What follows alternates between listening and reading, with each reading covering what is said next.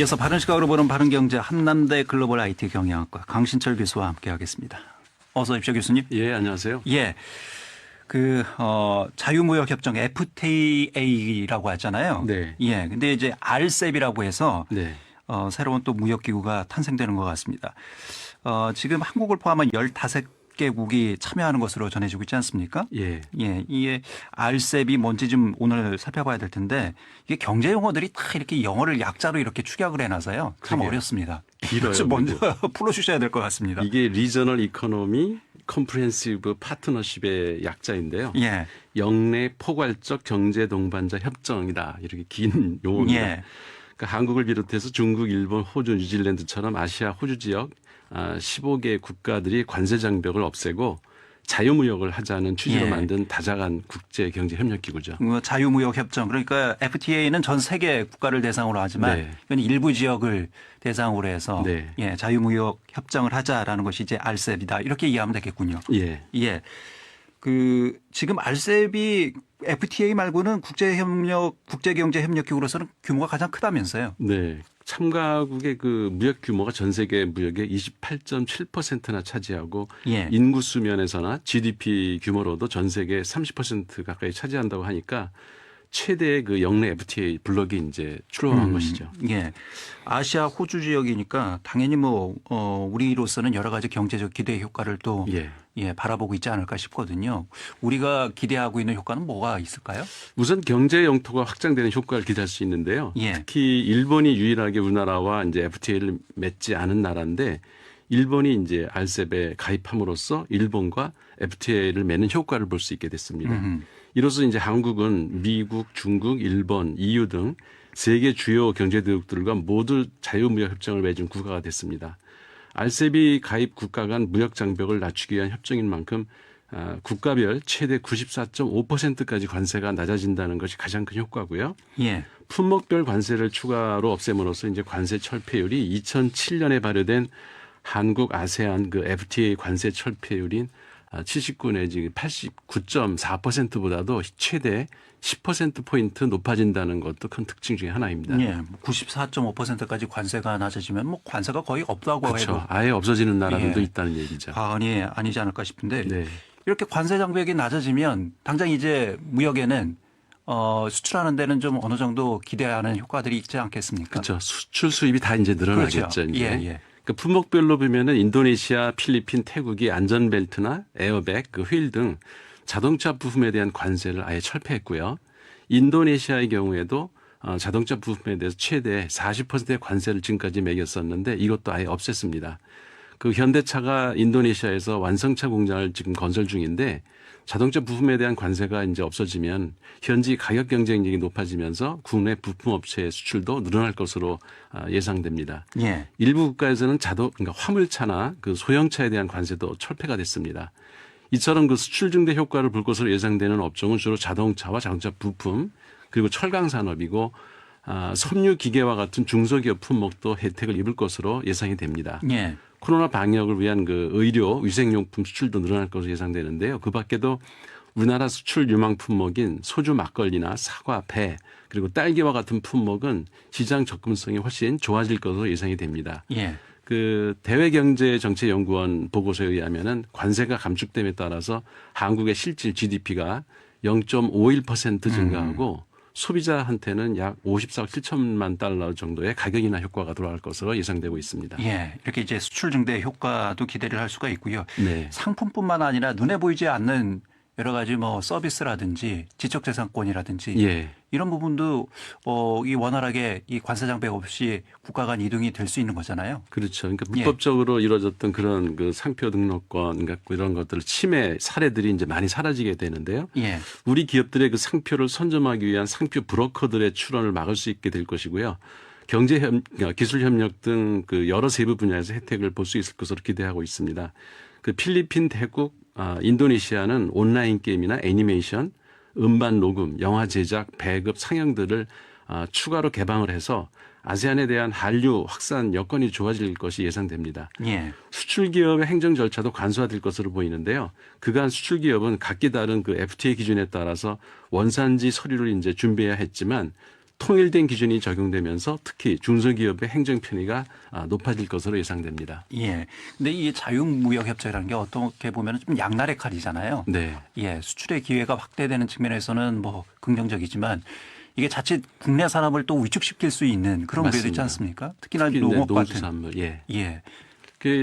그게 농민들이 항상 이런 해외 FTA 해외 협정 맺을 때마다 뭐 이렇게 소를 데리고 와서 예. 데모하고 뭐 그런 일들이 있었는데 이번에는 이제 농수 임산물 관세는 민감하기 때문에 기존의 FTA 범위 안에서 품목을 개방해서 현재 수준을 그대로 유지하기로 했고요. 추가적인 영향은 없다는 것이 정부 입장입니다.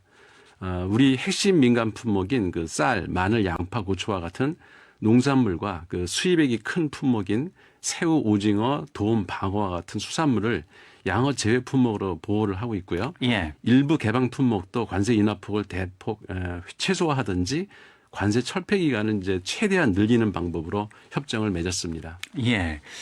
그 일본과 자유무역 협정을 맺게 되면 또 이해득실을 또 따져봐야 되잖아요. 예, 지금 가장 민감한 것이 일본이죠. 그렇죠. 이번에. 우리가 대일본 무역 적자가 상당히 크잖아요. 네. 예. 최근 한일 관계가 역대 최악인 수준인데 그 관계 개선의 실마리가 될 수 있을까 않을까 이제 기대를 하면서도 한편으로는 그 RCEP에 가입해도 경제 효과가 당장 크지는 않을 것이다 이렇게 보는 견해가 많습니다. 예. 이번 협정에서 한일 간 그 관세 철폐 수준은 품목수를 기준으로 할 때 83% 수준이니까 다른 나라에 비하면 한 10% 낮은 편이죠. 이는 그 중국, 호주, 뉴질랜드 91, 100%에 비해서도 훨씬 낮고 아세안 국가들에 비해서도 크게 낮기 때문입니다. 그러니까 통상당국 관계자는 업계와의 협의를 통해서 완성차 기계 등 주요 그 민간 품목은 개방 대상에서 제외를 했고요. 육성이 필요한 그 소재 부품 장비 품목을 개방을 제외하거나 만약에 뭐 시장을 연다고 해도 20년 이상 장기적으로 관세를 낮추기로 그렇게 협의를 했다고 합니다. 예. 그래서 최대한 국내 기업을 보호하는 수준에서 품목별 관세를 철폐하기로 일본과 이제 협정을 맺은 거죠. 예. 7344번 쓰시는 분께서 문자를 주셨는데요. RCEP 덕분에 큰 흐름 속에서 일본과의 교역도 해법을 찾을 듯합니다. 굳이 직접 협상 테이블에 앉을 게 아니라 이런 경제 블록이나 국제 관계 속에서 자연스럽게 해결하는 게 답이 아닐까 하는 생각을 해봅니다. 이런 문자를 주셨는데, 네. 예, 눈치가 빠르신 분 같아요. 이런 경제 기구를 통해서 자연스럽게 정치 문제도 해결할 수 있다 이런 그렇죠. 생각을 하고 계신 분인 것 같아요. 그게 이번에 그 RCEP에 가입하게 된 가장 큰 효과 중에 하나가 아닐까 그런 생각이 듭니다. 예, 이런 이제 다자간 지역 경제 협력 기구가 탄생하게 된 배경도 살펴봐야 될 텐데 사실 이제 그동안 보호무역주의로 회귀한다 이런 얘기들이 많았잖아요. 특히 이제 미국 네. 트럼프 대통령 시절에는 그런 움직임들이 뭐 많이 가속화되기도 했었고요. 네. 그 RCEP과 유사한 경제 협력 기구가 이제 북미 지역에 하나가 있고 또 이 환태평양 지역에 하나가 있고요, 지금. 예. 큰 게 이제 두 개가 있는데 그 USMCA라는 게 있는데 거기에는 이제 미국, 캐나다, 멕시코 세 나라가 가입돼 있고요. 그리고 태평양왕 국가들로 구성된 포괄적 점진적 환태평양 경제 동반자 협정 이름도 깁니다. 예. CPTPP라는 게 하나 있습니다. 근데 원래 미국은 그 USMCA, 캐나다 그 멕시코하고 있는 거기에도 가입되어 있고 TPP에도 가입이 되어 있었습니다. 원래 이름이 TPP였는데 이게 이제 그 옛날 오바마 정부에서 만든 거거든요. 예. 근데 트럼프 대통령이 취임하고 나서 2017년에 TPP에서 탈퇴하는 바람에 이제 나머지 국가들을 일본이 주도해서 이름을 이제 CP 하나를 붙여가지고 CPTPP로 이름을 바꿨지만 미국이 빠지니까 이제 유명무실한 그 기구가 됐습니다. 예. 현재 미국은 그래서 USMCA만 가입되어 있는 상태고요. 미국이 이제 중국 무역을 견제하고 나오니까 RCEP을 중국이 주도해서 만들었다는 소리가 여기저기서 나옵니다. 그 CPTPP를 주도하고 있는 일본은 중국이 주도하는 RCEP을 탐탁하게 착각할 리가 없겠죠. 예. 게다가 이제 미국과 관계 때문에 눈치가 보였을 텐데 그래서 이제 미국과 사이도 좋고 중국과 맞먹는 인구를 보유하고 있는 경제 대국 인도를 끌어들이려고 일본이 상당히 노력을 많이 했습니다. 근데 대중 무역 적자가 이제 예상되니까 인도에서는 가입을 거절을 했고요. 예. 결국 일본만 이제 어정쩡한 상태로 이제 RCEP에 가입하고 있는 상태인데요. 이게 그 일본 입장에서는 예. 미국 입장은 고려하지 않을 수 있고 좀 예. 중간에 끼인 형태입니다. 아무리 이제 바이든 당선자가 자유무역주의자이긴 합니다만 네. 대중 견제 그 기준은 바꾸지 않을 거잖아요. 그건 뭐 계속 갈 겁니다. 예, 이런 상황에서 알셉을 바라보는 미국의 입장은 또 어떨까요? 과거 오바마 행정부가 일본과 협력해서 TPP 창설을 주도했고요. 그 예. 당시 이제 바이든이 또 부통령이기 때문에 트럼프 정책 뒤집기 그리고 오바마 정책 계승을 다짐한 바이든이 CPTPP에 복귀할 가능성이 매우 큽니다.